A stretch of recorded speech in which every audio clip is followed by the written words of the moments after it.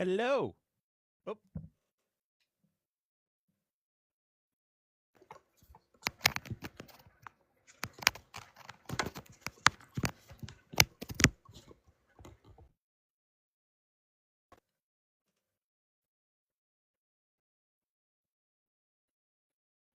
I can't hear you.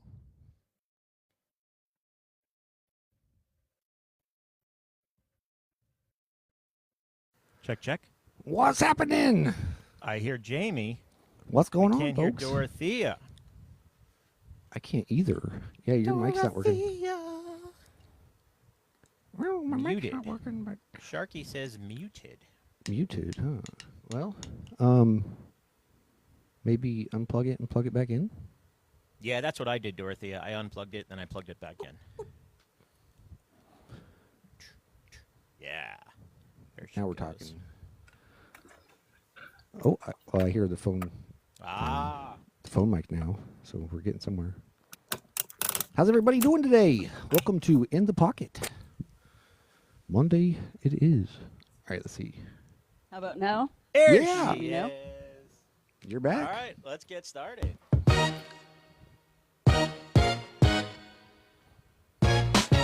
In the Pocket, presented by streaming artist Sorry, I almost fell. In the Pocket, presented by streaming Good save, artist good save. agency, featuring the godmother of drums, viral educator and drum icon with nearly 3 million followers worldwide. You've seen her on The Tonight Show with Jimmy Fallon, a master of rudiments, Dorothea Taylor. By her side, with more than 30 years behind the kit, studio session and stage performer with artist Santana, Slash, and Vogue and more. At the forefront and industry leader of TikTok Live, host of Drummer's Diary, Jaime Gehly. And now, please welcome your host of In the Pocket, from Never Too Old to Drum, Darren Cohen. I like when he says, and now. And In now. the world. Jaime, let's hear your deepest voice. Let's hear the deepest voice you have. Okay, guys. Well, let's get it on. That's the okay, Dorothea. Let's hear your deepest voice. La la la. That's very good. Lay off me, I'm starving. Welcome. Dorothea, you had a pretty busy week, didn't you? You've been doing like some orchestra stuff. Yes, I did. How's that And I going? had the challenge of having to play mallets. Xylophone Mallets? and bells. Oh my goodness. It Was this freaking week me better out. than the last one? It was about the same. Yeah. The same concert. And I was still trying to figure out how to play the xylophone. Because they're just all strips of wood. And it's different than sitting down, with a piano and having your hands go like this. You have to hit it with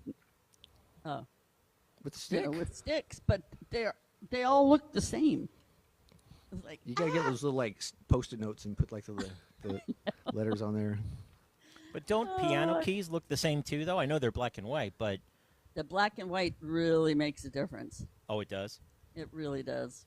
Wow. Yeah. Do you? Okay, so we know you play the drums. Do you play any other instrument besides a percussion-related instrument? A little bit of ukulele and a little bit of guitar, and I am the church organist for 44 years. Oh wow. Yeah. So you can rock a guitar, like some chords, and can you carry a song? Yeah, I used to before good old Arthur has come into my hands. So now it hurts. It hurts to do bar chords and things. So Yeah. I just let my grandson play it instead. Jaime, I play a mean nose flute. You guys could don't even see want to that. know. I'm an ace. You- What about you? You play any you other play- instruments? You play jazz flute. Jazz flute. Jazz flute. No, I never played any instrument prior to me playing the drums here. So I was musically not inclined, and I have seen the light. Cowbell. The cowbell. Yeah, I mean, They would give me. Dates You remember back the to the- triangle? Remember the triangle in chorus? I would Yeah. have the triangle because I couldn't even sing. And back Dinner then, time. so this was 5th grade. We had to sing "Hanging Tough" by New Kids on the Block, Yeah. and I couldn't even sing, so they just gave me the triangle. Well, hey, you know, at least you got in there. Did they have a triangle in Hanging Tough? I didn't No. know that. But they had to give me something to do, or I'd fail the course. They do now. Well, that's cool. We Well, got a doing really good. cool guest coming on today, Mr. Micro. If you guys haven't seen him, he streams live pretty regularly, and he's going to be talking with us today about some business matters when it comes to like getting gigs and how to set that up, and some other really interesting stuff. So I'm excited to have that. So when you say He's a getting gigs, you mean monster drummer. like Woo. he is. Yeah, But he's really you good. mean like booking gigs, talking to managers, Well, and like some of promoting it- yourself? Somewhat, and about setting like standards of like, you know, what you're willing to engage with, you know, as far as like compensation and stuff, you know, because what one person is putting forth can affect, you know, everyone. If they're going up there with too low of standards, you know, it's like it makes it difficult for everyone. So he's got some really good insight. We had a good conversation today. So Oh, cool. There's I'm a excited. really good video. It like shows a young band in their garage, and a guy comes running in and says, "Guys, we have a gig," and they're like, "Okay, where is it?" And it's like 2.5 hours away, and they get to play for 10 minutes, and there's no money involved, and they're all like, "Yeah!" You know, it's really saw that. funny. Have you seen that, That's true, Dorothea? though. Saw that. Yeah. I mean, is that you? You guys have Just both wanted been to in. dig. So, from two people that have been in bands like yourselves, I mean, is that a realistic reflection of what it's like in the beginning? I mean, yeah, The you very got a love beginning, for yeah. what you do, so it's like it's easy to sell yourself short just because you're excited to do it, you know. And a I lot of have times you played don't get paid anything. I've played plenty of no paying gigs, but I mean there was a reason behind each one. You know, would you play for, you know, so and so's whatever, you know, and feeling sorry for that person or that, you know, what scenario, whatever. I know that I've done it several times, and like, don't worry about it. Don't worry about it. But for the most part, you're always looking for a paying gig. Yeah, I mean, you have to promote yourself and work your way up. When I was 14 years old, my best friend and I started a DJ company up in Long Island, New York. You know, DJ companies were like the hot thing, and you would do bar mitzvahs and sweet 16s and whatnot. And I could see you up there just like jamming out with no, your headphones. I was the MC, dude. My buddy was the DJ. I was the MC with the mic, obviously. Oh, okay. And I'd get the Alright. people moving. I'd get them up on the dance floor, and I'd also dance with Grandma, you know.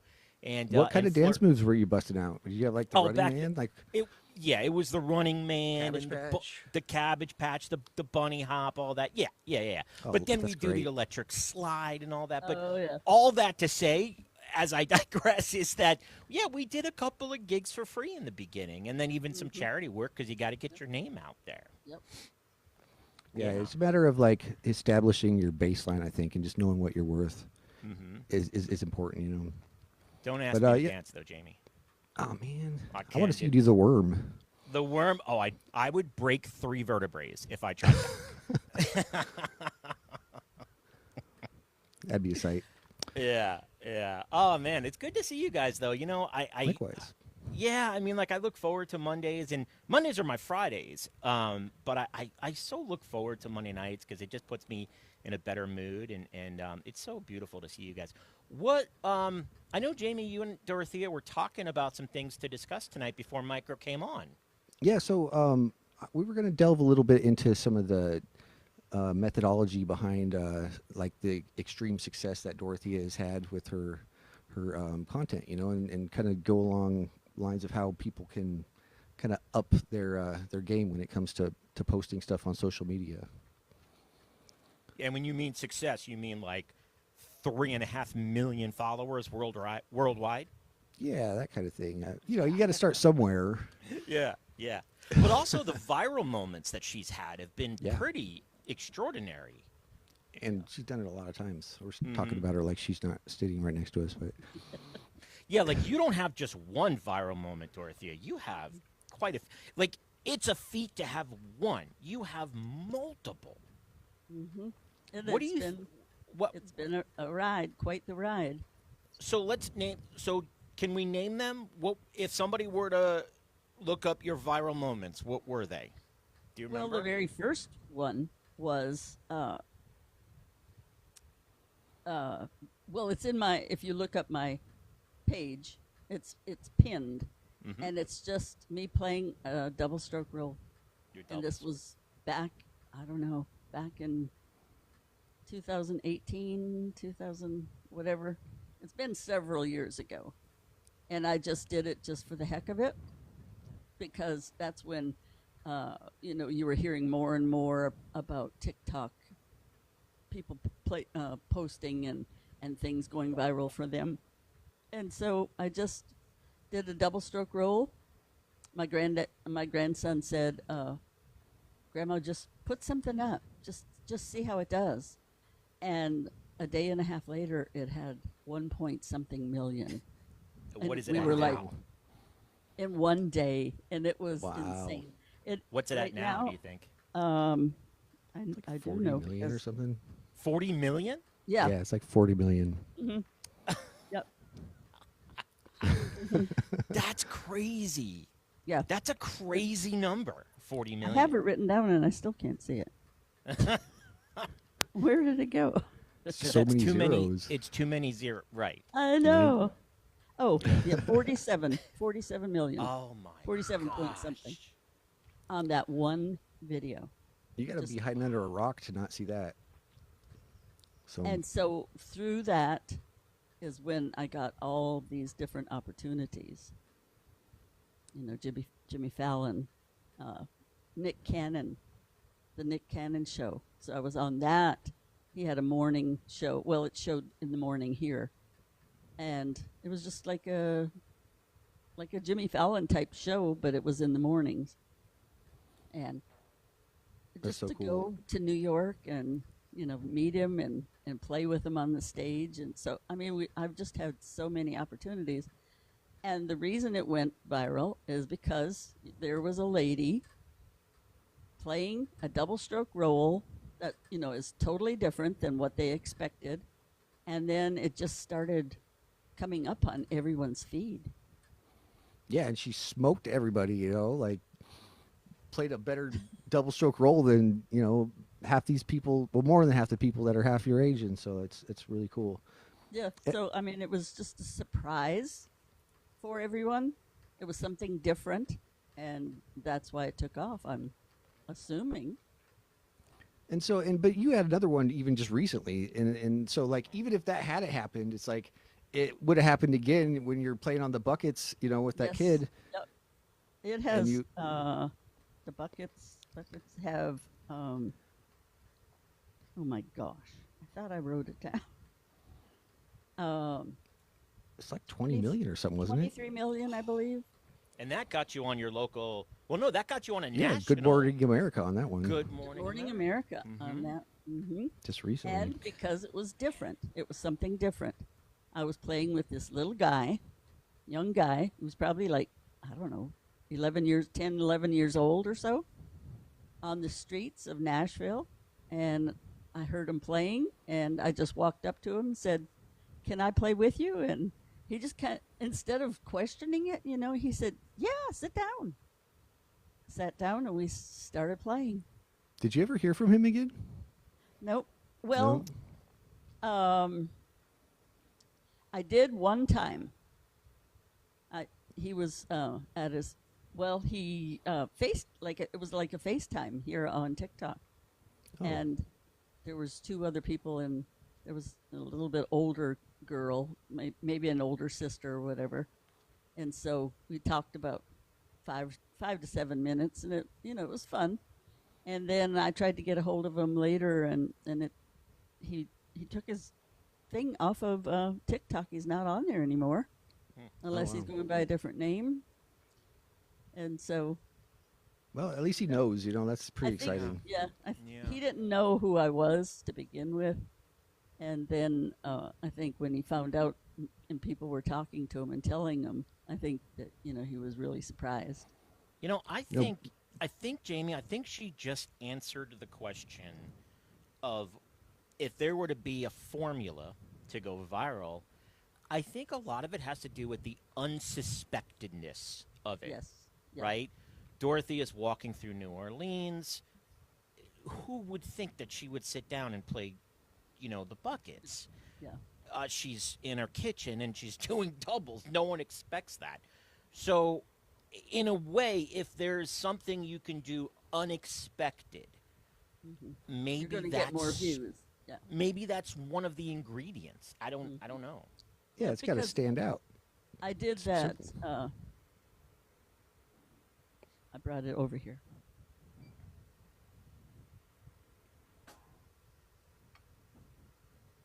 Oh, I saw that the other day. Oh, your I love washboard. that. Yeah. I did the washboard to Bones, Thugs, and Harmony. Wait, what song was it? Do you recall? Crossroads. Crossroads. Oh my gosh. That's great. That's late 90s right there. That was the bomb. But see, I don't even know if I remember it from then, from the 90s. But I was just looking for a really piece of music that's going to be, blowing people's minds. So I just kept scrolling through, and I was asking my son, who is, he's a professional dancer, and, I asked him for some ideas with some bands, and then I asked my grandson and my daughter. So we were all looking, and then I came across that one, and it has, and I think I wrote that one down. Why can't I find? Oh, it has 5 million Wow. on the Bone Thugs and Harmony Crossroads, and I mean the video turned out really cute. It was really good, but I had no idea.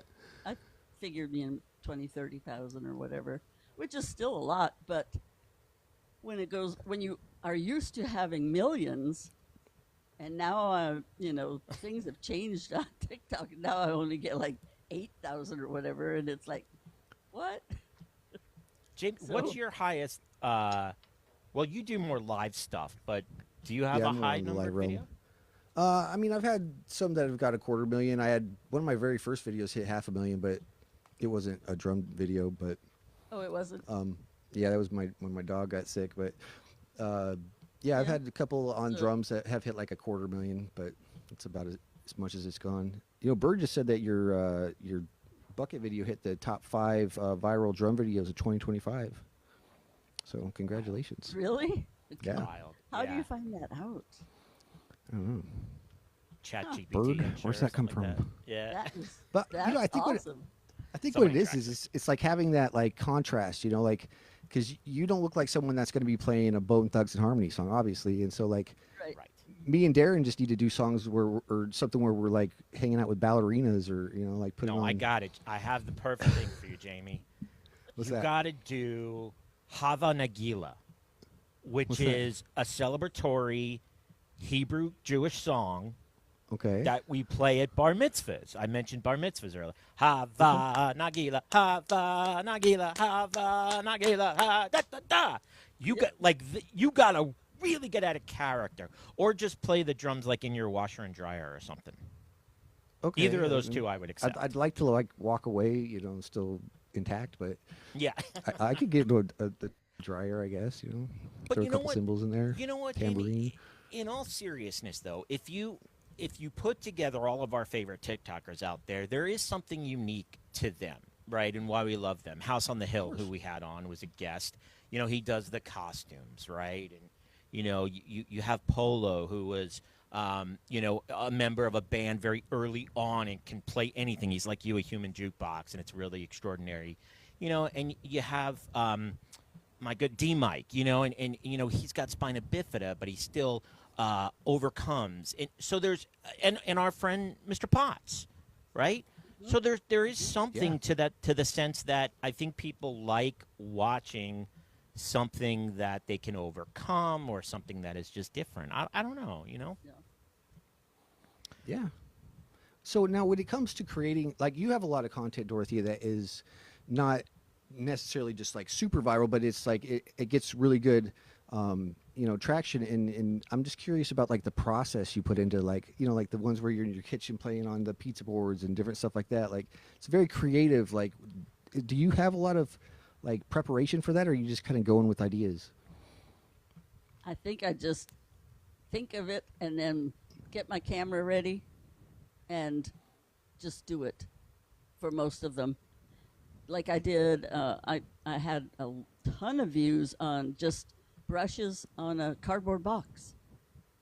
It just surprised people because a lot of people don't even use brushes, let alone, think about putting it on a cardboard box. But a lot of drummers have brushes with them as they travel, and then they order a pizza, in their room. And so I've seen it a bunch of times, so they'll practice on top of a pizza box. So I movements. I did that and got a ton of videos. And then my sync video, if you saw that, it has, millions of views too. And I was walking by and I could hear, because our water thing, if you don't put it right there in the middle, if it drips. Have it forward, it's cold, back, it's hot. But if you have it kind of in between, there's a little drip. And I'm walking by and I could hear that steady drip. I'm like, So I said, okay, I'm going to go set up my phone, put it on my little stand, and then get out of the picture frame and then walk, as I did earlier, walk by and notice the drip and then start playing on the side of the sink. And I mean, it went viral. It was crazy. And it was just off the top of my head. You have It's so another relatable one. too. You have another one, Dorothea, where I don't know. You're playing on something like this, and the tip is so small, Yes. and you're doing rudiments on something this big. Yeah, I wrote it's the that skill down set. too. It's a skill set too. How many does that have? Because that one was unreal. It has. I have these written down and still can't see them. 5.3 million. And it's called the Wicked Chops Pad. And it's it's about the size of a silver dollar. Like a bottle cap. Mm-hmm. Now, if you had the little hands and you're doing it, it probably is pretty normal. Yeah, if I use my little hands. But that, and I think halfway through the video, maybe halfway through, I looked forward and not even at that pad. And I was surprised myself that I stayed on the pad for the whole thing. And so I posted it, and it has 5.3 million on there.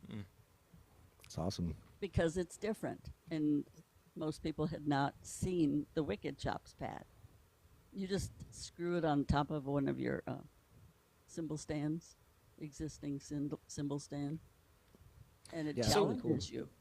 So, Jamie, if we're not Dorothea Taylor, because there's only one in the world, what does the common TikToker do? What should they try to do to just get 20,000 views, right? You got the advice that you're going to receive from TikTok, which is like follow the trending topics, find trending sounds, trending, challenges, and try to do all that. I think the ones that really go super viral though is, that's the key is you got to find something that's going to stand out like in a big way, and it has to be entertaining too, like put that comedy aspect to it or something, and just I mean, if I knew that formula, every one of my videos would be viral. But yeah, it's like that seems to be what works from what I can tell. It has to resonate too, though. I mean, it's got to be something that captures someone's attention. When I went to Drumeo, when they called me, because they saw how many millions by then that I had just on that double stroke video, and they called me out there and suggested 3 different songs, and I really didn't know any of those 3, and so I chose Down with the Sickness because I thought. Wait, what were the other 2? I don't even remember now. No. Oh, I'd be so curious what they were. I know. I probably could find them in an old email. So I said, okay, I'll try Down with the Sickness, and we filmed it, And then we went to dinner that evening with Jared and a couple of other guys. And we were sitting there at the table, and Jared said, we're gonna probably get 1 million on that. And I said, oh, no. And it has 23 million if you go on YouTube. And I think if you go on, maybe on my channel somewhere, or just Google Down with the Sickness, and you see me. So there's different amounts in different places. But when I Googled it a little while ago before I came on, I just, I went to YouTube and searched Down with the Sickness, and there's all kinds of different people doing it, plus, Disturbed. And then there was me, and it said 23 million on that. You know what number I'd be curious? And I would make a bet that this number is high. I would like to learn how many people or how many minutes of that video are watched, right? I like to think that people stay through that video. So I like to think that 23 million people watched that entire video, because you can't always grab someone's attention for 5.5 minutes, right? They don't tell you that in your stats. It should. Oh, yeah, It's it probably does. like weeks and weeks of playtime, I'm sure. Oh, Yeah. yeah, it has hours, a long amount by now with the 23 million. Yeah, it's got to But be a then, lot. when it first happens, if you look at your stats, it's like amazing. Like it says the average was like 5 seconds. It's like, for real? I don't believe that. All Yeah, the attention span. But for that video now, because there was like a story first. I was driving the car, and then, we got to a church, and we were taking the equipment out of the car, and the one guitar player said the piano or the organ's in the back or something, and there I was carrying drum bags supposedly, and he was brushing me off and saying the piano or the organ is in the back or whatever. And then we went into the music store, and I wanted to look at drums and cymbals and all, and the guy was told, we prepped him first, the violins are over here or something like that. And so, there's a whole, and then I'm going to a recording studio, I'm going upstairs, and then the guy was wailing on the guitar, and he says, oh, are we too loud? And I said, no, I'm here for the audition or something like that. So it was like a really cute skit before the music started. The story is what gets you. I want to give a shout out. Micro's in the chat, Jamie. I want to pull him up here in just a moment, but I want to give a shout out to a couple of people in the chat. There are some ideas for you, Dorothea. Oh. And I want to give a shout out to Bird. Greg Vaughn. Yeah, that's Greg my Vaughn uncle. 913. He's He's a pilot. Yes. Yeah, so Dorothea, if you ever want to play drums in an airplane or a helicopter, Ooh. he can do that for you. You could be the world record holder for the highest drum solo ever. I just 30,000 watched feet. I just watched the NBC News, and they were rescuing a balloon, hot air balloon. It got tangled on a some kind of tower, 1,000 feet in the air, and they had to get a rope and pull them out of the hot air balloon and over to the ladder, 1,000 feet up. So, Oh, my God. yeah, Okay, so you're helicopter, saying no. you want to stay on the ground. Is that I what want you're to stay saying? on the ground. Yes. Okay. What about a motorcycle? What about you playing, like, if let's say Jamie's driving the motorcycle, right? Okay. And he has 2 practice pads on his shoulders, and he's leaning over, right? And then you just play. Oh, I could do that. Yeah. You would go on a motorcycle. Okay, we're I've had exploring 3 the limits of what motorcycles. you would do.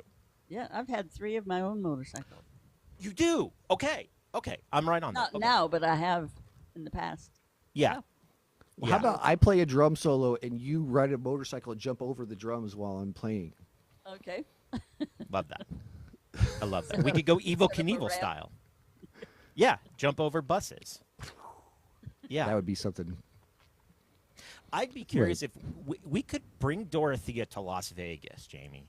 And, like, I bet if we just stood in the center of Fremont or even anywhere on the Strip in front of Bellagio or Encore, I bet we'd get a crowd. I have no doubt. Well, yeah, especially if she's drumming on a motorcycle. Yeah. Well, even if she was just drumming on a bucket, I know we'd get a crowd. I think Oh, I yeah. do have a video of me sitting on a scooter, and It's a start, you know. I think I was playing practice pad on there because we still have a scooter.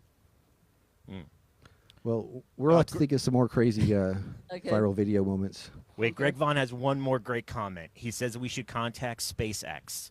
So, Elon, if you're watching or listening, hook Dorothea up with your next rocket to Mars. Drums in space. Oh god! Dude, that would be incredible, Dorothea. I mean, Like, you could, without like- gravity, like, Think I'd about be this. upside down. I wonder how Right. your sticking techniques would work.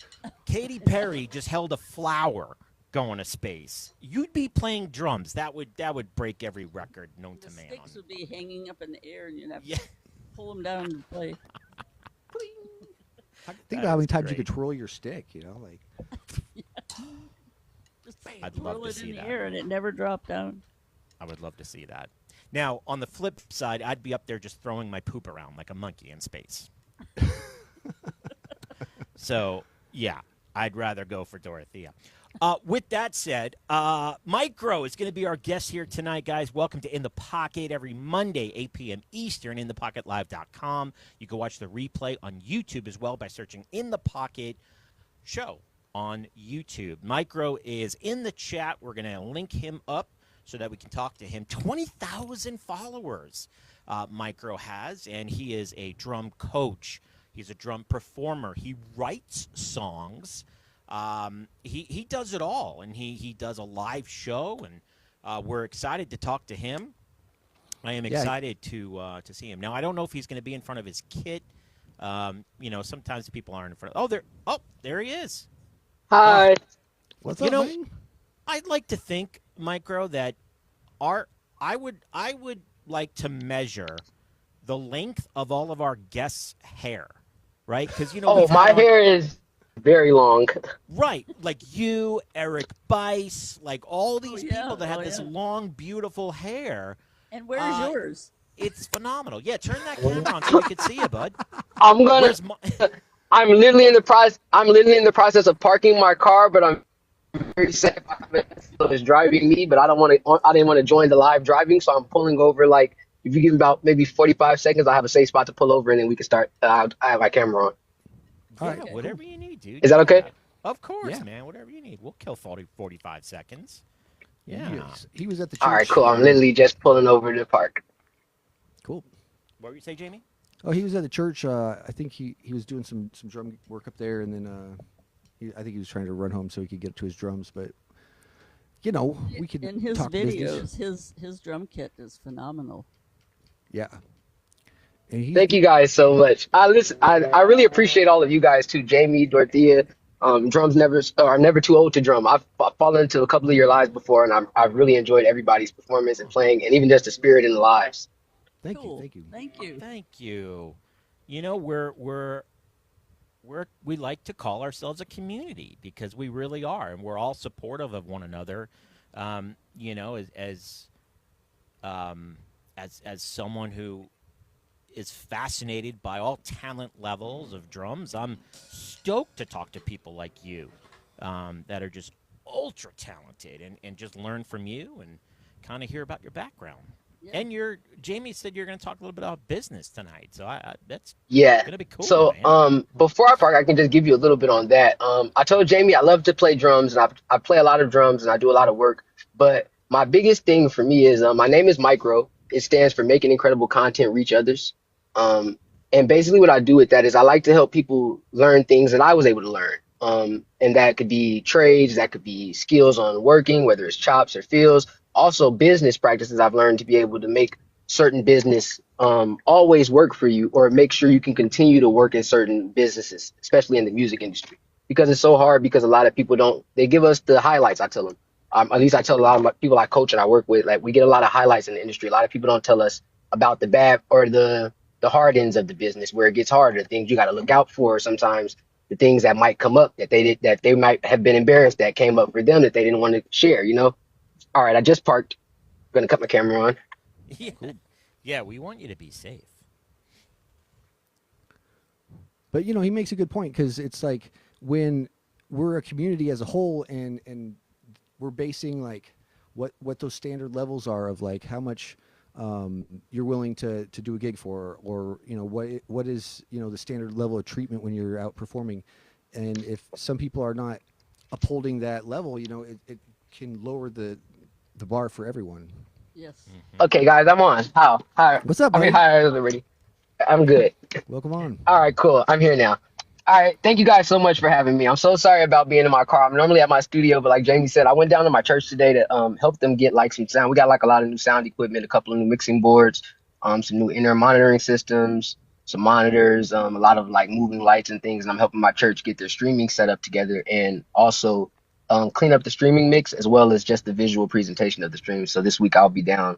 I won't be streaming as much this week because I'll be down at the church maybe for the next 3 or 4 days, making sure it all gets taken care of so we can have a great service for the ongoing year. Very What cool. I've always been curious about with gospel, and Dorothea, you could talk to this.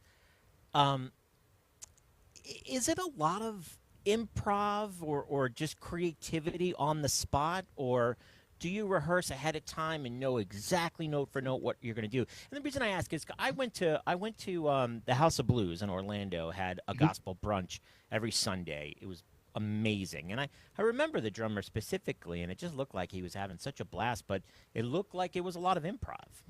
Well, what I'll say is, with gospel music, I wouldn't say improv. I would like to use the word freedom, where it's like they give you the room. Well, the music is written with the room for free expression, where in most forms of music, you'll catch something that's written, or it's written to be played the way it's played every time. Where in certain styles like jazz, you can hear a jazz band play a song one way one night, and if you go to the same show, even the same night, it turns into a whole nother vibe when the solos come around or when the chords are played, because there's freedom to stretch. So I feel like depending on what genres you listen to, and I think with gospel, I would say jazz has that same freedom. Sometimes fusion has that same freedom. When you find yourself playing genres with that much freedom, it gives you room to try things and be more creative, or even sometimes the confidence to be able to try things and be more creative, because at that point it turns into what you feel, not more so what was written for the music. As long as you can stay as true to the music as possible and people can still understand this is what you're playing, it's okay to express yourself a little bit more freely in spots where it works. So if there's gospel music, the music is written with a lot of lines or a lot of parts or a lot of hits where they're syncopated, or where there's spots or there's room for each musician to kind of shine or take spots. So if I was to hear a gospel song like Just Growing Up, I tell people, with growing up in church, we did have a really big advantage. And I would say the big advantage is because the music, we play so many different styles of music in one church service. So we can go from like a CCM song that if you just take the lyrics and some of the music away, it's now a rock song. You know what I'm saying? But then you can play like a Latin feel song and it could feel like, like samba or bossa. And then you can play something that's more straight on like a praise break. If you take a praise break and you play on 1 and 3 instead of 3 and 4, now we're playing metal blast beats. So it's kind of like, if you think about that in a setting for a young musician that's coming up and they're playing all of these different styles, or these different songs are being sent to them to be played all in the same service. So we might go from a one worship song to a very high praise song. And in the next setting, we're riding and shouting and it's very praise. So now we're back at very fast paced thing. So it's like you get all of that in one setting, whereas in certain or in other styles of music, let's say like country, it's usually like a vibe or a sound that they're looking for, and that's controlled, and that's what country sounds like. Or like with certain rock, like you go listen to like pop rock or like punk rock or like metal, there's a core sound or something that they're listening for. In gospel, it kind of just it's more about the feeling of what the song and the lyrics do for you. So we can take a rap song and make a rap song gospel, and they'll play that music in church. We can take a rock song and it'll sound like, the lyrics and what are being said in the words or used in the lyrics to touch people is what touches people. It's just that's the music that chose to go along, or that they chose to go along with it. So now we kind of get like all of these different sounds, and again we have the freedom to play too. So you listen to some gospel records where they open up with like crazy drum solos. Like there's one that we listened to a lot growing up, and it's by an artist. His name is James Fortune, and the drummer on the record is Calvin Rogers. He's like a very known gospel drummer in the world. And on the beginning of the song starts off with the artist, and he yells a famous quote in the gospel world for musicians, and he says, "Calvin, let's go." And when he says, "Calvin, let's go," Calvin starts a crazy drum solo. He's like, dun, dun, dun. There's no music until we get to those 3 hits. So for that entire 7 to 9 bar stretch, then it was just whatever Calvin said. It wasn't a, now when they tell us to go learn the song, they're not like, okay, go play exactly what Calvin played. It's like, okay, get close, but if you play an open field that's just as great, same like somebody just named it in the crowd, Rain on Us, another one, where it's like Calvin and CJ Thompson and Devin Sticks have made that Rain on Me song so popular where now it's like when people play it, every night they play that song, there's maybe 32 bars. In Rain on Us alone, there's like a 32 bar drum solo that happens twice in the song where the choir sings Rain on Us. And then the next 4 bars is the drummer responding, like it's almost like a call and response. The church says, "Rain on us, rain on us." Like even if I played a solo every night, unless it was something I wrote down and I charted it out and I was actually reading, like sight reading every night. If someone gave me a solo every night in the same spot, I probably wouldn't take that solo the same way every time. So it's just the music it gives you that room to kind of like, just be free with it. So that's what I would say to that. And I'm sorry for my lengthy answers here. I'm sorry. I kind of just go off a little bit. I like that. Awesome. I like that it's not written. So everything is so blocked or whatever word you want to put in there. It's just, it's like put you in a box. Freedom. Yeah, you do have the freedom, which I like that. So you're saying, Dorothea, like on the paper it would say drum solo, and there, and it wouldn't say you're feeling the room. Yeah, you wouldn't be reading 1 E and a 2 and a E and a, you would be just filling that however many counts or 4 counts or 8 counts or whatever, but your freedom to do it. And then sometimes and then even with that though, it comes with like a blessing and a curse, because sometimes we have where it gets to overplaying. And then it's like, there's a very thin line when it comes to gospel to overplaying. And then it's like, where if you listen to some songs, you'll listen and you'll be like, okay, well, if you never heard the song before, you just heard the drummer play, you'd think he was overplaying. But then if you listen to the record, you'll be like, some of these drummers might be underplaying because the standard was set so high for where it was already placed. It's like, it's so hard for us to not get there. But it's like me personally, like I have a very deep appreciation for metal music. And that's because I tell people on my streams all the time, I like to play any genre of music, but it's harder for me to play metal music because metal music is something you would have to listen to and learn almost as close as jazz, because it's written in forms of, it might start in 5, then this part goes to 7, this part goes to 9. But if you've been listening to that all your life and you know the pattern of the song, you know how it goes, even if you've never played the song on drums before, the first time you do get a chance to play it, the recollection of the timing and the things that come along with it is different. And also the patterns that they're playing, they're very fast-paced patterns, double-paced patterns, sometimes triplets with the double bass. And it's like when you listen to it, you're like, man, it took a lot to get to that point, and the discipline to be able to start on a dime. Like, I'm like, wow, that's crazy. I wish I had that growing up, because the discipline to be able to catch those pedals and do that. Now me and some of my friends, or like even some people that I grew up listening to, we can play fast with single pedals. But if I had to play metal music, it's like I can't just hop on with both feet and just catch it and go. Even if I'm a great metal drummer, it's like so much you have to learn. So it's like with gospel, we don't get sometimes the discipline of it, where it's like until we get a little older, or we get to places where now we're trying to cut records, or now we want to step off and branch off into other worlds. And then it's like, I always tell people it's easier to have a lot and then to have to bring it back than for people to want more and then you have to learn more. So it's like, if I chop to play chops or to do music or to play songs, and I'm like, okay, that's cool. I'm like, but then if I have to play something straight, I'm like, okay, you only gotta just play it the way the record is. Cool, I can do that because I've trained myself to be like, I can forget all of the chops. I don't have to play any of that. If today is what makes the money, to day, you know what I'm saying? If it turns into any. To that point, yeah, to that point, Micro, and this is a question for both you and Jamie, because Jamie, I call him the human jukebox because he can play anything, right? Do you find, I don't know if I find this in any other genre other than metal or rock, if you play that song differently from the original recording, do you get more hate rather than like if you're playing pop and you flare it up a little bit? Like when I hear someone attempt Tool or Slipknot, if it's not identical, I'm just like, pfft. I don't know why I'm like that, but I'm guilty of that. Do you find that either of you? I feel this. I feel the same way, and I feel like it's not a bad feeling because I think the standard of what was written, it's held to a standard. So when you take a piece of music, like it's easy for somebody to just say, "I want to play Beat It" and play 2 and 4. You know what I'm saying? But now, if I had to learn the transition of from the verse to the bridge, that's only a 2-bar phrase of 7, and then go back to playing in 9, then go back to playing in 6, and play it. I kind of want to hear that song the way it was written. And unless you're going to take the drums off of it and play it in a way that complements the way it was written and still make me feel the same, it's hard to get to a place of that, because like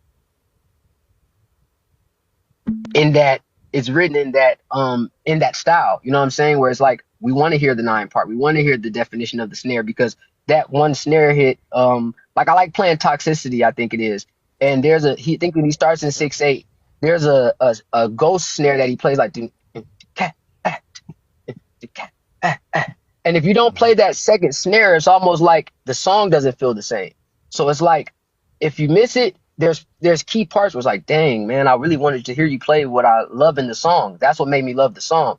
But for other genres of music, I think it's easier because it's more of a feeling of like, okay, we just want to feel good, or we just want to make sure it feels great, or this part was okay, versus we want to hear what we heard. You know what I'm saying? I think at least that's the way I look at it for metal. And John is an interesting drummer from System of a Down. He's left-handed, so a lot of his fills start with the left hand. So if you're a right-handed player, a lot of it you're like, wait, how does that sticking pattern go? Now it makes a lot of sense to me. I didn't know that. Now it makes a lot of sense. Listening and playing back, I play a lot of System of a Down requests on my stream, and now that I'm listening, just thinking about some of the patterns I'm hearing, I can definitely understand that, because I have a friend, he plays left hand, and I was just telling some of my friends that after we had a shed, and I was like, I really appreciate the way my friend Vay plays drums, and they were like, why? It's like, he plays hip hop. I'm like, no, you gotta listen. I'm like, he's a lefty and he plays right hand switch. I'm like, so when he starts certain fills or certain patterns, he can play certain hi-hat patterns differently than us, because we're so programmed to playing like this and our backbeat being here.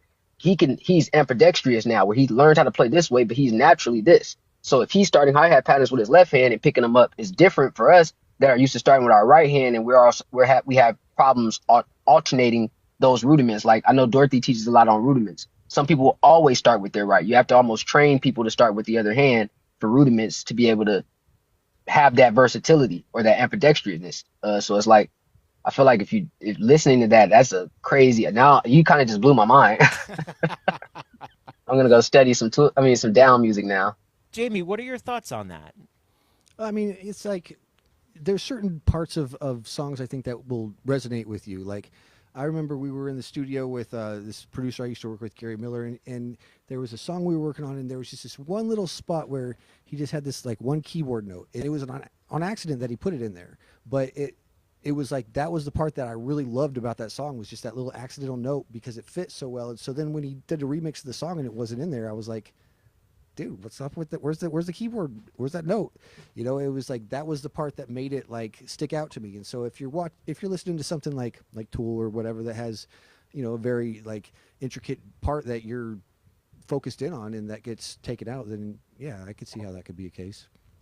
And it goes beyond drums. There was a movie back in the 90s on the evolution of the Jacksons and then Michael. And there's a scene with Barry Gordy where they're recording the Jackson 5. That is, they're recording I'll Be There. And Michael makes a mistake and says, just look over your shoulders, honey. And it was and then Jermaine or one of them chimes in and says, no, it's supposed to be shoulder. And Barry's like, no, I love mistakes. Mistakes give that feeling. And it wound up being an iconic mistake because it works so beautifully in that song. Yeah. I think the mistakes are beautiful. Like Jamie said earlier, I write a lot of songs, so most of my career I spent in the studio, not on the stage as much. And understanding that part of the work helps you get it too, because it's like sometimes we try to do things so perfect, or it's like we're trying to make things so quantized or so right on, and it's like sometimes that little bit of pushback or that little bit of flub or that even that feel that you might not have liked might be somebody's favorite part of the song. It's like, who are we to judge and say what's right or wrong or what's there? If it works, it works. Leave it. If it doesn't work and it's a bad mistake or something that changes the dynamic of the music, you change it. But if it's something that you could live with, you don't change it because, like you said, it could be somebody's favorite part of the song, or even just as small as a lyric. Like I've told people, like one lyric can make somebody like a song. Like that could be the one bar, one drum beat, one note. Like Jamie said, anything can make somebody fall in love with a song. So I even go through that with like business side on producers. Like I do a different practice with records that I do. So like most people would split, like you guys know, we're working on records, you get points in publishing. Normally you split with producers. When me and my friends go into the studio, a lot of people told us we were crazy because anytime we go in the studio, no matter who made the music, we split everything evenly. And they were like, that's crazy, bro. I just watched you make 90% of the beat and all he did was add the hi-hats and he just added one note. And now y'all gonna split it all 33-30. I'm like, yeah. They're like, why?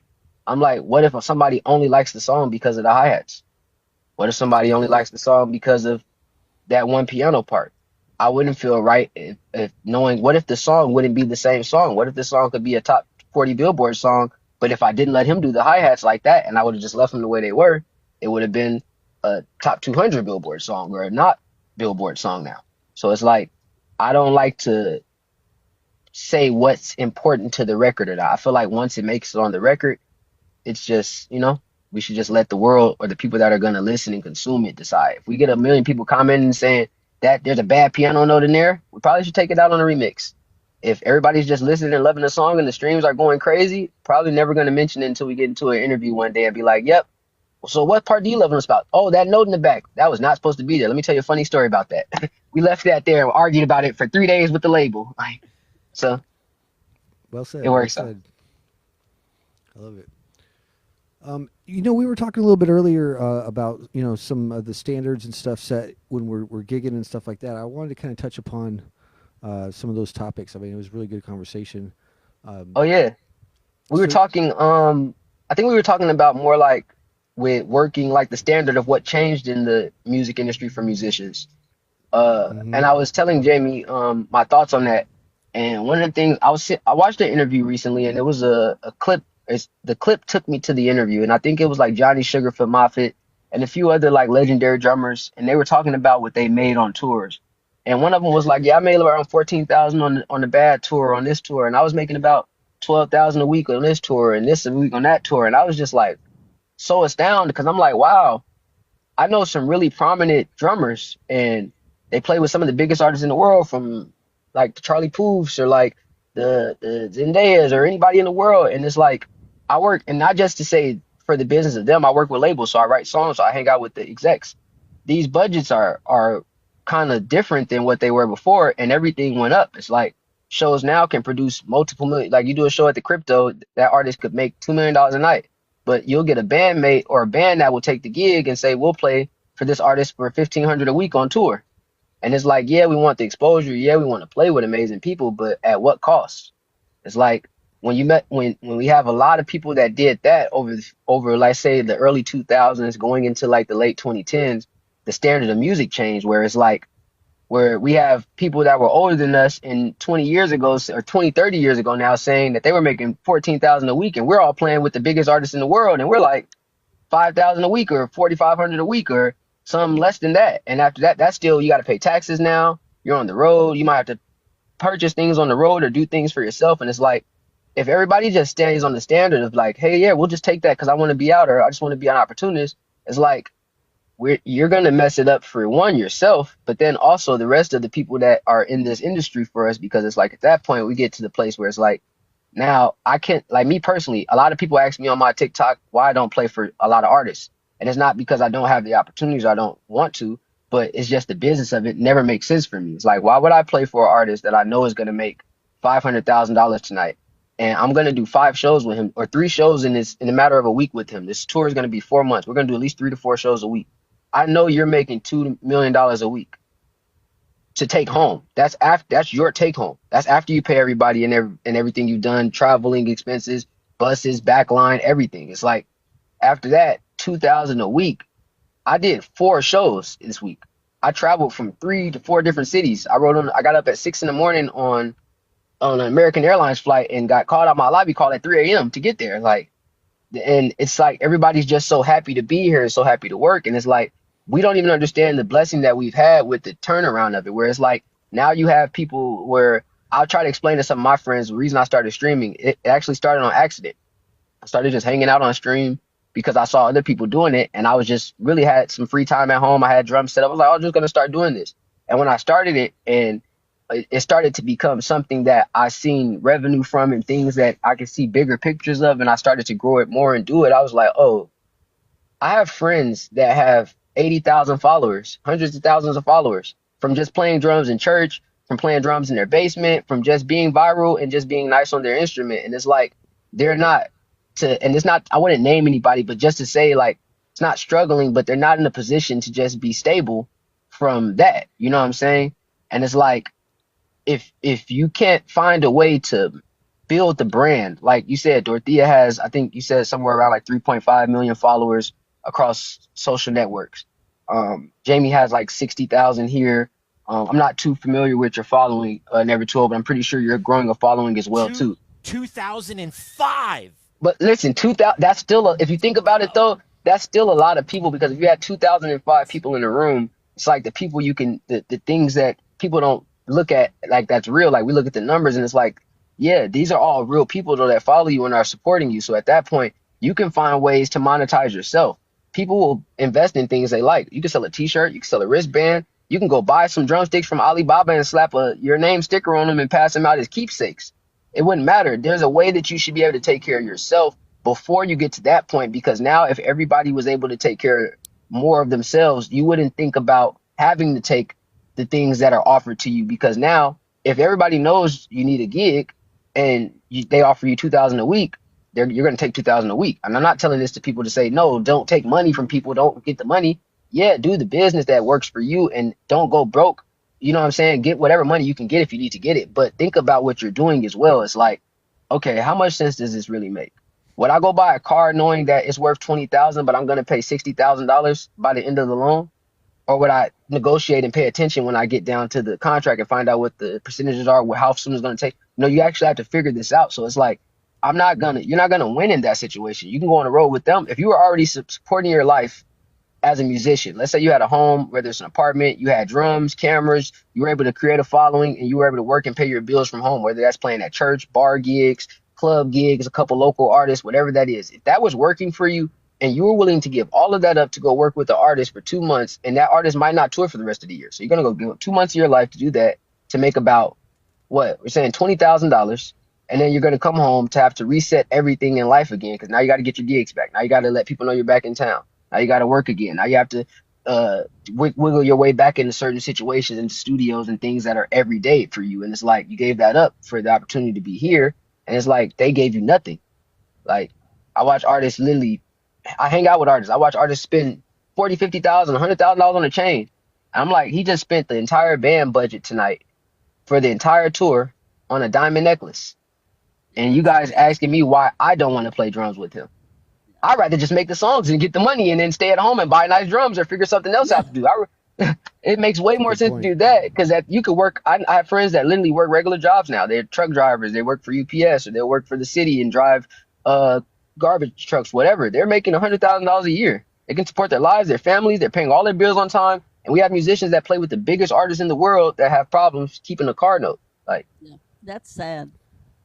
and it's not, and it could be, people can say, oh, it's money management, it's this, it's that. Is it really money management, or is it greed? It's like, at that point, we all should be able to live a certain lifestyle. And it's like, if you take on only what's given to you for that, it gets tricky. And I was explaining to Jaime, even when it comes to endorsements, because I understand gigs. Gigs is like, it can build to something else. So always get the money, but understand what you're doing and grow it to make it make sense. But it's like, if you take the reverse side of it and think about a company, like I was telling Jaime, he's like, I told him I don't personally have any endorsements. I just like to buy what I like because I don't. If I built a platform and I have a brand and I play what I like, people will see it regardless. Now, for me to post and tag and support you every day, you're a multi-million-dollar company. You're gonna give me a drum set. Let's say you give me a drum set. Cool. I already had a drum set, or I was already playing to make you get to my attention to want to deal with me. So now I take a drum set from you. I post every day. You post me. I come to your video. I might fly you out, spend some money on you. I'm probably never going to pay you hard cash. They'll pay you to bring you out to shoot videos, bring the cameras to you to get the content. Use you, post you on all these platforms, do all this, and then after it's all done, you'll have a video on the internet with 4 or 5 million views.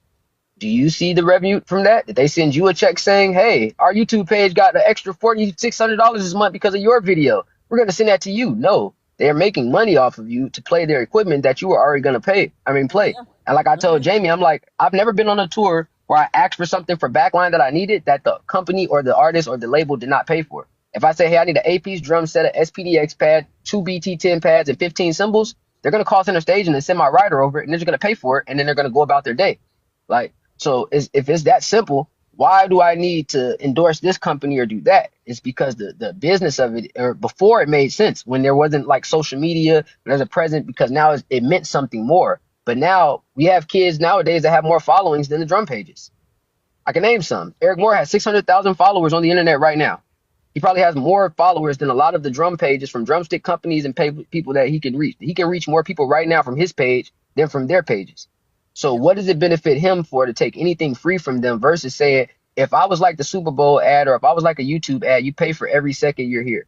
You pay every time you come. If I was like a regular content creator who charges people for collab posts or charge people for ad post, you would pay me for every ad. So at that point, what makes more sense for you business-wise? For you to get a free drum set once this year and then them shoot 1 million videos, all the content, post you, or does it make sense for you to buy your own drum set, and if they want you to post theirs, tell them it costs $1,500 a day for me to post on my page because I have 100,000 followers now. Now you change the business over and you understand it works for you, because now they're gonna pay YouTube ads this week, probably $10,000 a budget for that. They're gonna pay Google ads this week. They're gonna pay for Guitar Center sponsorships, and they're gonna put those pictures up and they pay to print people to post them in all the stores we shop at. But why wouldn't they pay you? Because you didn't ask for it. And if you, like I told Jamie, one of the things is with this business, people deal with you how you let them deal with you. So if you don't know any better, they're not going to teach you better. Why would I teach you better to make you spend more of my money? If you're going to, if I had 40, like I told one of my friends, right? We were working with an artist, Roddy Ricch. He's like a prominent rapper. And he has a couple Grammys. We were putting a band together. And I asked him, I was like, bro, if you could play a gig with us, or you know what I'm saying, or go do something else, what would you rather do? He was like, well, I'd probably play with y'all. And I was like, okay, cool. Well, what do you want to play this gig or do this show? I'm like, well, it's not a real gig. We're going to pre-record everything in the studio. How much money do you want? He was like, he told me a number. And the first thing I told to my little brother, I said, hey, don't repeat that again. He's like, what do you mean?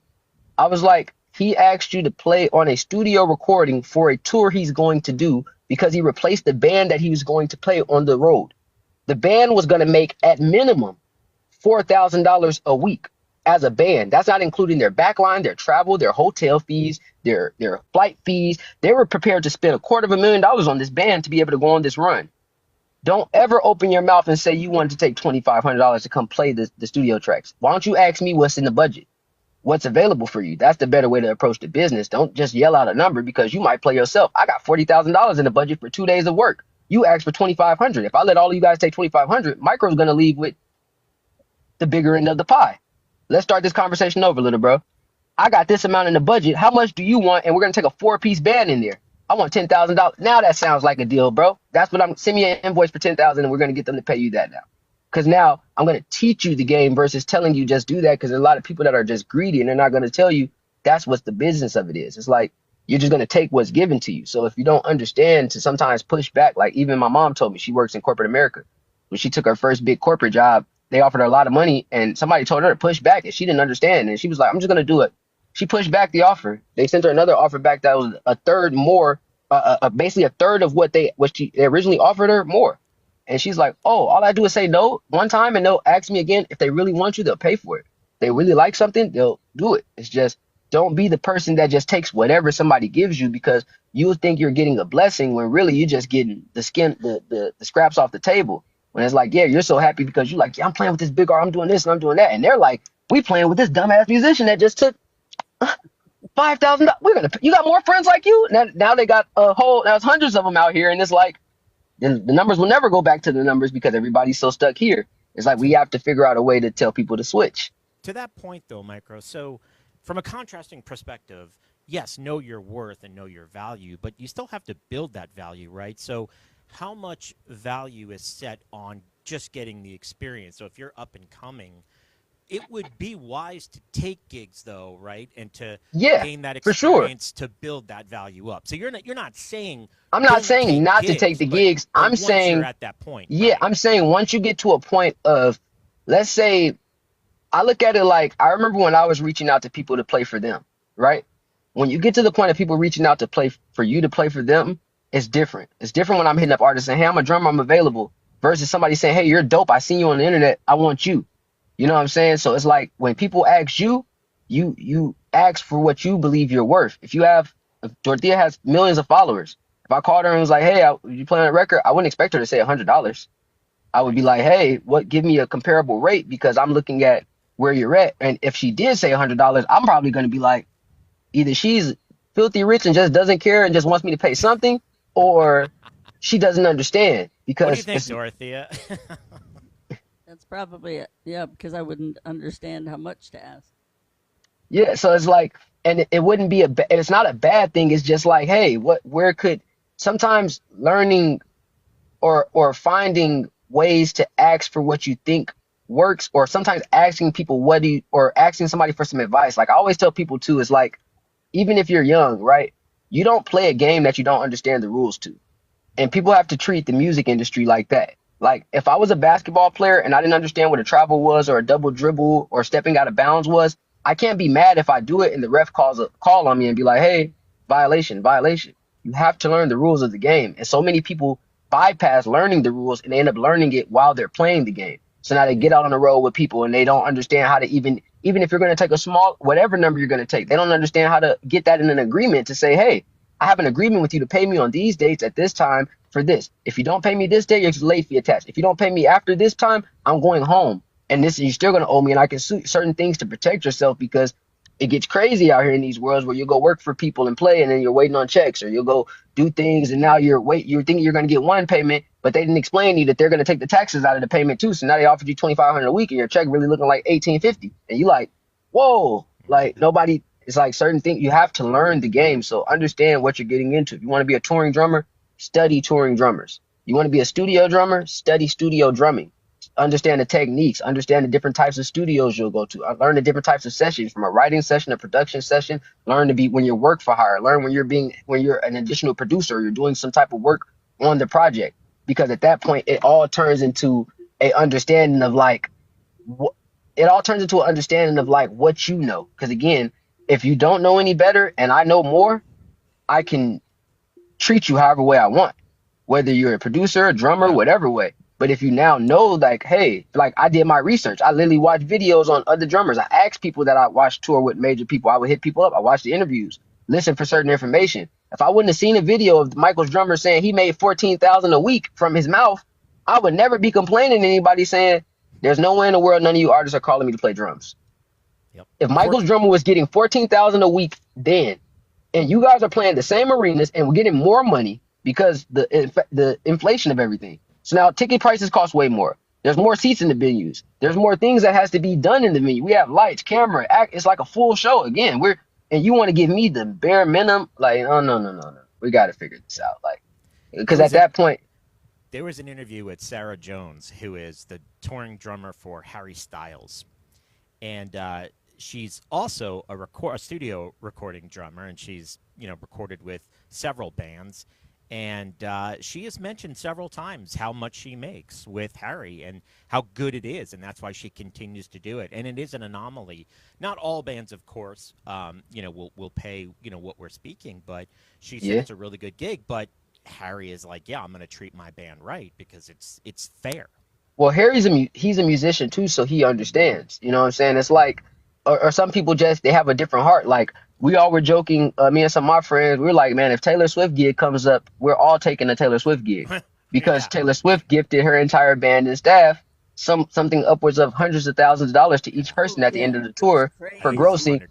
Yeah, I think it was But 100 grand each. Yeah. but that's an artist that cares. So now if you have an artist that cares and they take care of you guys, they're giving you good situations. They're giving, like, I had a friend, he played for the Weeknd, right?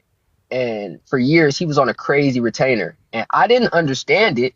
I was young. I was just like, hey bro, what do you play with that? You don't never be on the road, bro. He's like, bro, they pay me not to play for people. And I was like, what do you mean? He's like, I'm on a retainer. Like, what does that mean? He's like, exactly what it means. They pay to retain me. So they pay me enough money while we're out to be comfortable. When I get home and they're not working, if we don't work for 6 months, they still pay me just like we're on the road for those 6 months, just in case he calls me to interrupt my life and say, we need to go to Dubai and do a quick show and I need you to go tomorrow. You don't feel like, oh, I need to check my schedule. I need to see if I do. I pay you enough to keep your schedule open for me.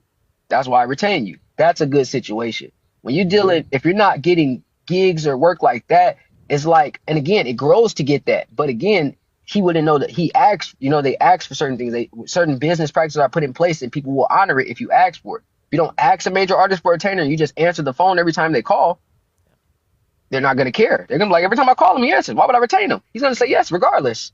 You're doing He never has yourself a nothing to do. disservice. Yeah, Exactly. I want to go back to something you mentioned earlier. You said, if you're learning, if you don't know how to play a game, don't play it. My buddies decided to invite me to play poker last Saturday, and I lost $40 in like 13 minutes. And I knew that they only invited me to take my money because I don't know how to play poker. I had no business being at that table, but I was like, all right, my buddy said, let's have a beer and let's play poker. Like that, because I had no clue what I was doing. I shouldn't have been there. Exactly. And I hear that, like, me personally, I'm a guy that I also have a different skill set. Because again, I told you I write songs and my degree is in audio engineering. So I record and produce a lot in the studio. And I also had different ways to make money. So for me, it was a little bit easier for me to just like kind of bridge off and do that. But when I started dealing with some of my friends and they would come to me and tell me horror stories about major artists, like we're talking like A-list top #1 Billboard artists they're working with and playing with. They come back telling me horror stories, just like, bro, I've been dealing with this. And I'm just like, how are you dealing with this, sir? Like I wouldn't have did that. You didn't have an agreement. And they're like, yeah, next time I'm gonna do. Next time, bro, you just played one of the biggest gigs of your life without an agreement, and you think it might be what if you never get another call? Like, it happens like that. You might play the Grammys and play with the biggest artists in the world, and they might not be the biggest anymore next year. And now that's just a great stat for you. But if you didn't have the business taken care of for your end, I'm pretty sure they took care of their business. They got the W-9 signed, the 1099s. They got the NDA signed from you. They got everything they needed. You didn't get anything signed on your end. You just signed a whole bunch of documents and didn't ask anybody to sign anything for you. Like, I can feel for you, bro. But all I can say is you got to do better. You're not a kid. We're not like, what I'm saying? It's different if you're 18, 19 and somebody takes advantage of you. You have those years to mess up and do that. But once you get to the level of saying, I want to be a professional musician, this is what I'm going to do full time and work, you need to learn the game. You need to pick up the Musicians for Dummies book, learning even just about from roadies and touring, whatever it is. And just because I personally read it. I read the Music Industry for Dummies, and I made my wife read it because she didn't understand some of the things I would talk to her about it. And I'm like, you should read this book and this other book for me. And after a week, when you're done, we can have certain conversations. You're never going to be lost. And she did that. Now we can have conversations. So it's like, hey, maybe you need to learn some of the game because she'll keep me up. I'll say something on the phone and she'll be like, did you ask him for? Oh, I forgot. Hold on. Yeah, I need this too. Thank you, babe. Because now she understands because she knows the business. It's like, I'm not saying don't go do gigs, don't do that. I'm saying, hey, if that's what you're really passionate about and you're very passionate and you've gotten to the point where you think you're good enough as a musician to play gigs, once you think that, you need to just go ahead now and say, hey, I need to be just as good as a business person while I'm handling the business on these gigs now. Take 6 months or a year to really dive into the business of how do I make sure I get my money? How do I set up insurance for myself as a musician?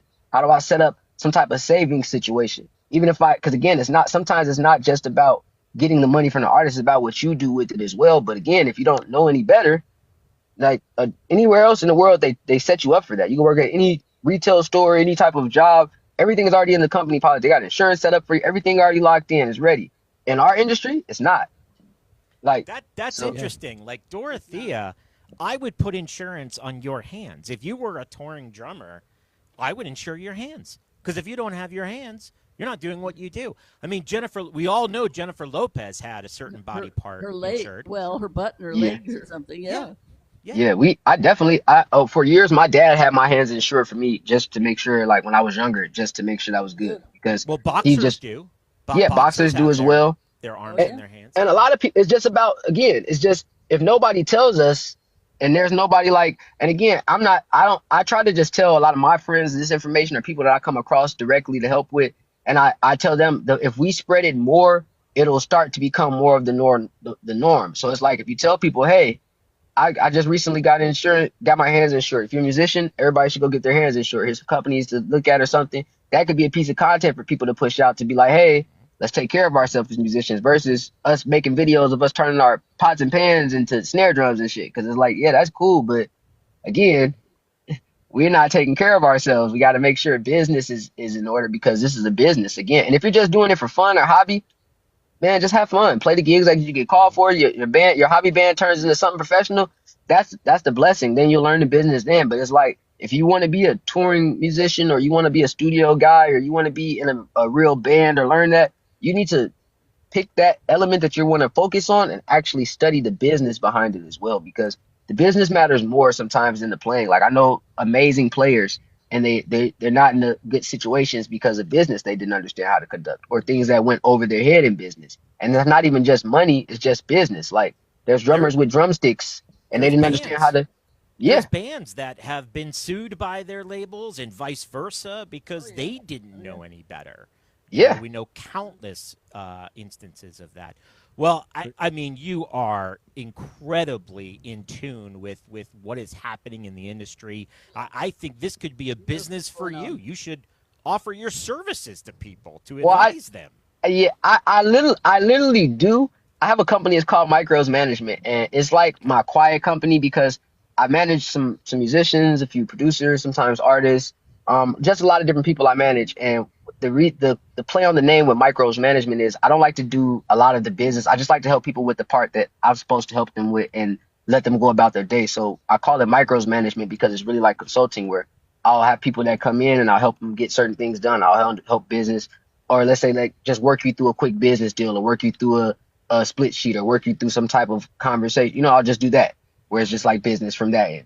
So it's kind of like a cool trade-off of just helping people. But I definitely wouldn't mind putting some content out there. I was talking to some of my friends about it, and we were going to do a clinic like later this year.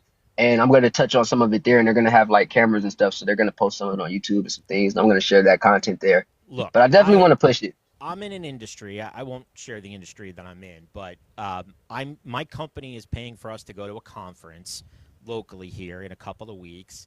And it's like $2,500 a person to go to this 3-day conference, all to learn something about my industry, right? So that's a business. You look at motivational speakers, conferences, that is a business, bro. Yeah. And I think you have so much good to say.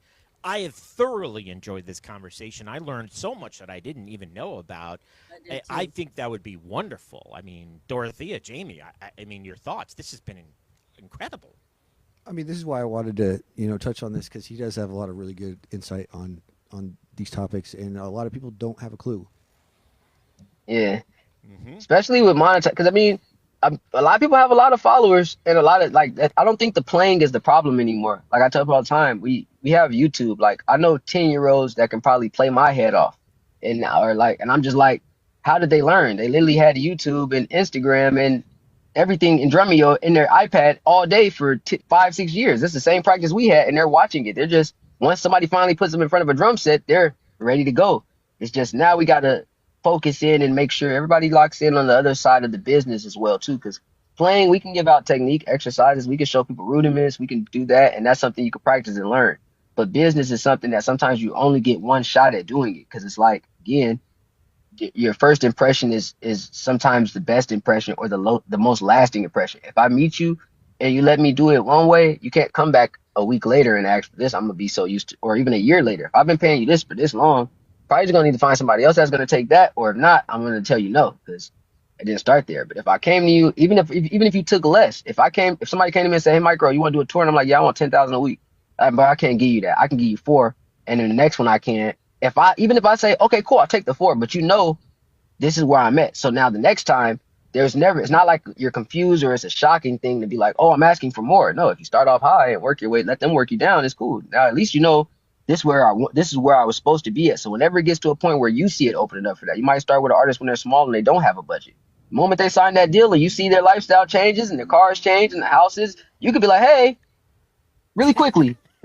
Remember that first conversation I had with you about touring? I want to go back to that now. Let's revisit that conversation. Well, if you ever do a conference, I can't speak for these folks, but I would promote the heck out of it, dude. I will scream it from the mountains. Where are you located at? Never Too Old to Drum? I'm in Texas. Where are you Okay, at? Cool. I'm in California now. Oh, right on, man. Right on. Yes, I'm in LA. North? Oh, you're in LA. Well, yeah, I'm in LA. Have you met with Jaime? Are you guys close to one another? We haven't met in person yet, but we need to. We're not far. We're not far. We've talked about it. We're not far from each other. I just found out I missed him at NAMM, so but Oh, yeah, yeah. we'll make that happen soon. We definitely will. I actually had a crazy. I was telling Jaime. If you guys have like a quick minute, I could tell you this something I'm working on. I was telling Jaime about earlier. So during NAMM weekend, I actually threw a really big jam session for the drummers because if you were around for NAMM, you know there were a lot of events, a lot of parties, a lot of performances and showcases, but there was no real hangouts for just the drummers. So I threw a big drum shed at center stage and I backlined like 3 drum sets. I brought in a camera crew and I just invited me and a lot of my friends out, and we got about 150 drummers or so to come out and hang out with us. And once we did that, it was maybe like we got like some of the people like Deshaun Wrights, Eric Moore, Jack Medallia came out, my little bro from New York. Like a lot of versatile talent, a lot of versatile musicians that came out to hang. And I'm going to drop the videos on my YouTube page soon. I dropped some videos of it, but I'm going to drop like the full like 2-hour video from the shed on my YouTube page soon. But I was telling Jaime we're actually going to take it out on the road and hang out with people and do that. So if you guys looking in the near future, cool. They follow up and stay up, I'm going to take the tour on the road and we're going to do like a just for sake of time, if you're thinking like how iShow Speed just did the iShow Speed in Africa, iShow Speed does America, it's going to be Micro and friends do America, and we just gonna shed America. You know what I'm saying? We're gonna ride around tour bus and shed America. So we'll pull up to random cities, hang out. So now knowing that you're in Texas, we'll come when we get down to Texas. I'm definitely gonna hit you up and we can hang out, play some drums, have some more drum talk, everything. I'm in Dallas, dude. Hook me up. For sure. It definitely will come through Dallas. That'd be awesome, bro.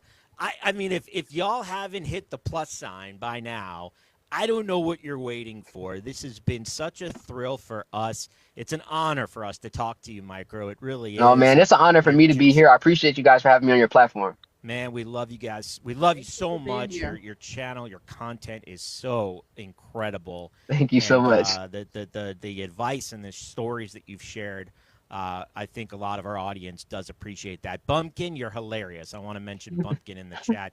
I don't know if it's a he or she, but you're hilarious.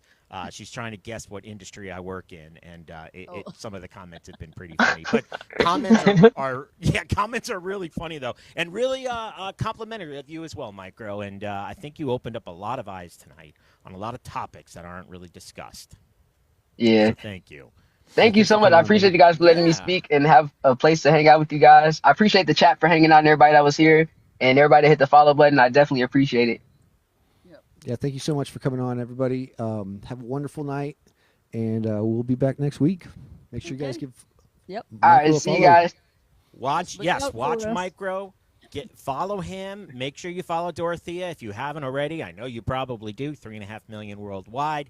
And also make sure you watch Drummer's Diary live mostly every night throughout the week, plus the Thursday Night Drum Circle where they invite drummers of all skill sets to come in and showcase. So make sure you follow Drummer's Diary. Make sure you follow Dorothea to see her next viral video. We don't know when it's going to be, but I'm sure it's going to be at some point. Dorothea, right? Hopefully. Yep. Yes. But I love you guys so much. What a show tonight, man. Micro was awesome. Wow. Absolutely. Wow. I'm going to go watch some more of his videos because he's a killer player. Yeah, he's really good. Indeed. And go to YouTube if you want to see the replay of this show, In the Pocket show. But, yeah, Jaime, I guess we'll see you guys next week, huh? All right. Okay. Have a good night, everybody. Good. Thank you. Okay. Good night.